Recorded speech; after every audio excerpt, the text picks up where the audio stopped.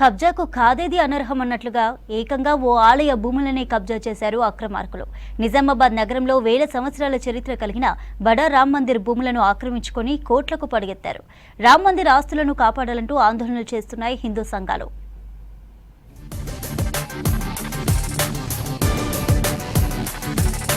నిజామాబాద్ నగరంలోని ప్రసిద్ధ బడారాం మఠం ఆస్తుల లెక్కలు తేలుస్తున్నారు అధికారులు. ఆలయ భూముల కబ్జా, కౌలు చెల్లింపులు, లీజుల లెక్కల్లో అవకతవకలపై ఆరా తీస్తున్నారు. మఠంకు రావాల్సిన సొత్తు లెక్కలపై దేవాదాయ ధర్మాదాయ శాఖ చర్యలకు రెడీ అవుతుంది.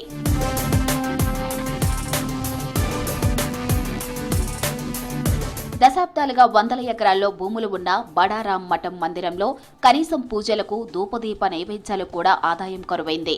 చందాలను ఆశ్రయించవలసిన పరిస్థితి ఏర్పడింది. ఏళ్ల క్రితం ఆలయ భూములు కౌలు తీసుకున్న కొందరు రైతులు కౌలు చెల్లింపులు నిలిపివేయగా, మరికొందరు కౌలుదారులు చెల్లించిన సొమ్మును అధికారులు దక్కించుకొని మందిర ఆదాయానికి గండి కొట్టారని ఆరోపణలు ఉన్నాయి. లీజు ముగిసిన భూములను అమ్మేందుకు ప్రయత్నాలు చేస్తున్నారని కూడా ఫిర్యాదులు ఉన్నాయి. దీనిపై విచారణ చేపట్టిన అధికారులు ఇద్దరికీ 41 CRP కింద నోటీసులు ఇచ్చినట్లు తెలుస్తుంది.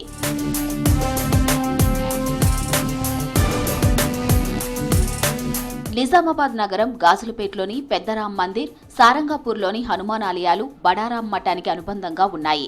మహారాష్ట్రలోని సజ్జన్గఢ్లో ఈ మఠం ప్రధాన కార్యాలయం ఉంది. ఛత్రపతి శివాజీ మహారాజ్ గురువు సమర్థ రామదాసు హయాంలో ఈ మఠం ఏర్పడిందని స్థానికులు చెబుతుంటారు.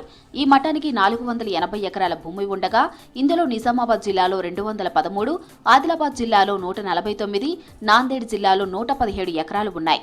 నిజామాబాద్ రూరల్ మండలం, మోపాల్, నందిపేట్, రెంజల్, ఎడపల్లి మండలాల్లో అత్యధికంగా భూములు ఉండగా, ప్రస్తుతం 38 ఎకరాలకు మాత్రమే కౌలుదారులు ఉన్నట్లు రికార్డులు ఉన్నాయి.